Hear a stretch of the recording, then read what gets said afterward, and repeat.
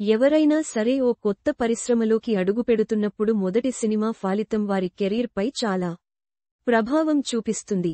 అది హీరోకైనా, హీరోయిన్కైనా. హీరోయిన్ల విషయంలో అది మరీ ఎక్కువ.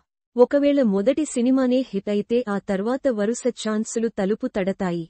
ఫ్లాప్ అయితే అవకాశాల కోసం మళ్లీ చాలానే కష్టపడాల్సి వస్తుంది.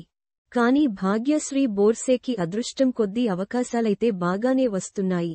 అమ్మడు నటించిన మొదటి Telugu cinema mister Bachchan disaster అయినప్పటికీ భాగ్యశ్రీకి తెలుగులో అవకాశాలొచ్చాయి. దానికి కారణం అమ్మడు మిస్టర్ బచ్చన్ ప్రమోషన్స్లో చేసిన రచ్చతో పాటు అమ్మడి అందం కూడా. మిస్టర్ బచ్చన్ సినిమా రిలీజ్కు ముందే Bhagyashree talk of the Tollywood అయిపోయింది. అమ్మడి అందం, ప్రమోషన్స్లో యాక్టివ్గా పాల్గొనడం ఇవన్నీ అందరినీ ఇంప్రెస్ చేశాయి.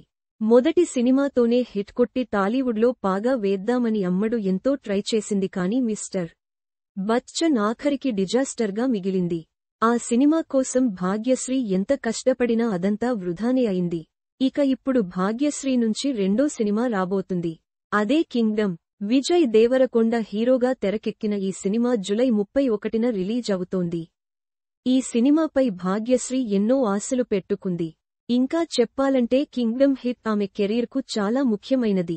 మిస్టర్ బచ్చన్తో పోల్చుకుంటే కింగ్డమ్ పెద్ద సినిమా కూడా.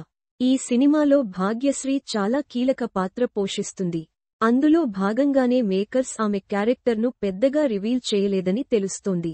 మరి కింగ్డమ్ అయినా భాగ్యశ్రీకి కోరుకున్న విజయాన్ని అందిస్తుందేమో చూడాలి.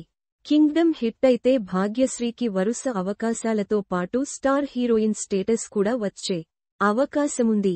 ప్రస్తుతం భాగ్యశ్రీ బోర్సే హీరో రామ్ పోతినేని సరసన miss Shetty mister Polishetty director Mahesh Babu దర్శకత్వంలో తెరకెక్కుతున్న ఆంధ్రా కింగ్ తాలూకా సినిమాలో హీరోయిన్గా నటిస్తున్న విషయం తెలిసిందే.